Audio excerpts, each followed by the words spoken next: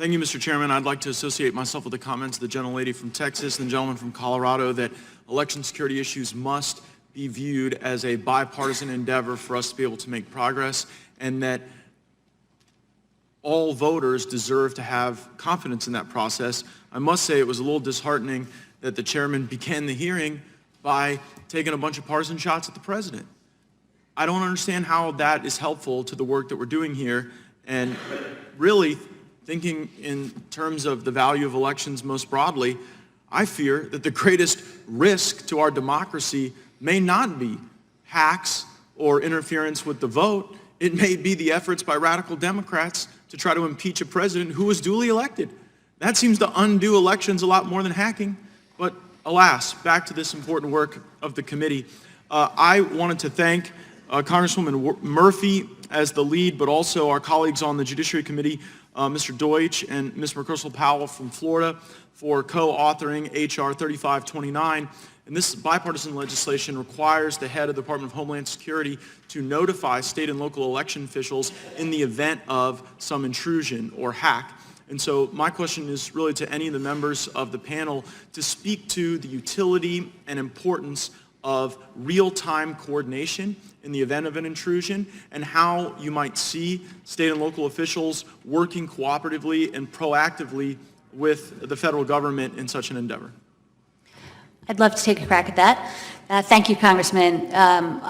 It's critically important, that collaboration at the state, local, and federal level. And we saw it in Pennsylvania last year, in November of 2018's election. We were connected across the country to other states and to the federal government, getting real-time information about things that were being seen in other states. And we could not only take, so for example, there were attempts to hack into, to send DDoS types of interruptions in other states. IP addresses were identified, passed along to other states. We then in turn were connected across the state to the 67 counties, could pass along those IP addresses so they could block it proactively before having to hack. So that it was literally in action collaboration that protected our elections. So that kind of thing, both before, during, and after, is critical in order to make sure that we have the most secure elections possible.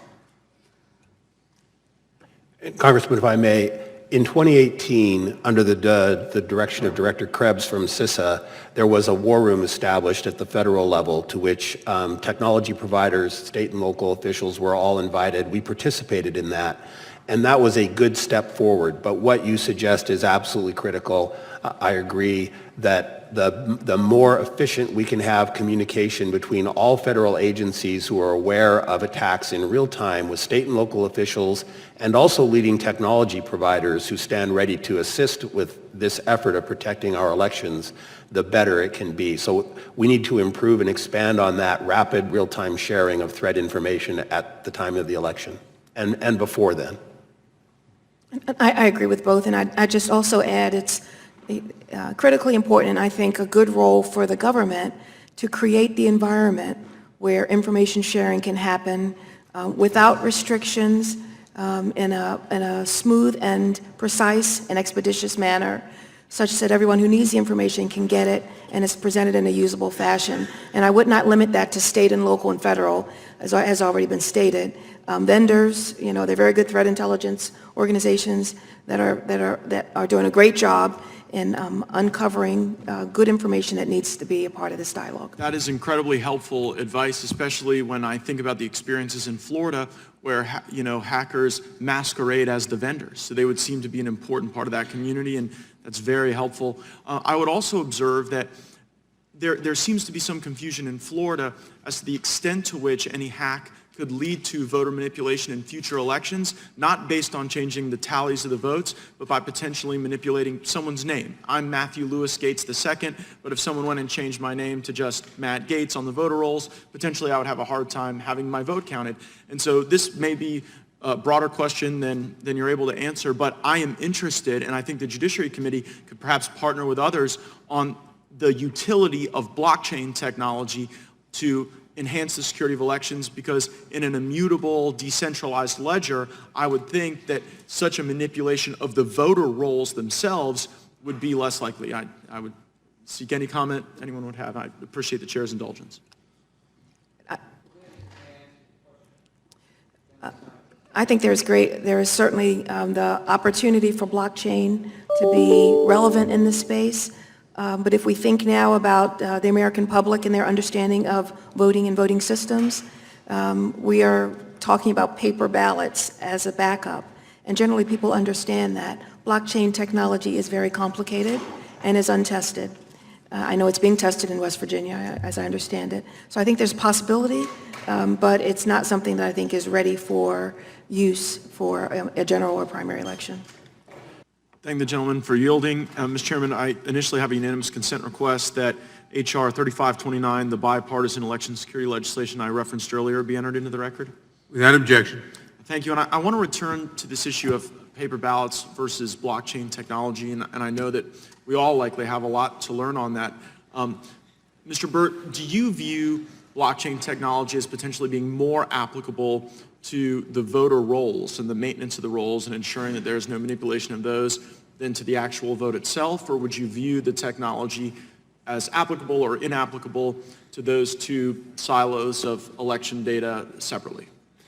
So I think you do need to evaluate those two things separately because they really are different problem sets, right? So you need to look at the problem set and what you're trying to address. And there's two different problem sets between voting, where we don't think blockchain is a great solution for a nationwide election, and the voter registration rolls, where, to be honest, it's something I need to go back and talk to our experts about whether it's a potential solution. Offhand, I'm not sure that it is because, again, you don't really want, in the context even of a voter registration roll, you don't want a distributed ledger. You want a ledger with a leader. Why is that? Because you want to have someone who has the decision-making authority about what's a legitimate registration and what's not. And in a distributed environment, that's being determined by every other participant in that environment. Now, there may be a way to make blockchain applicable to the voter registration process to help with this security issue.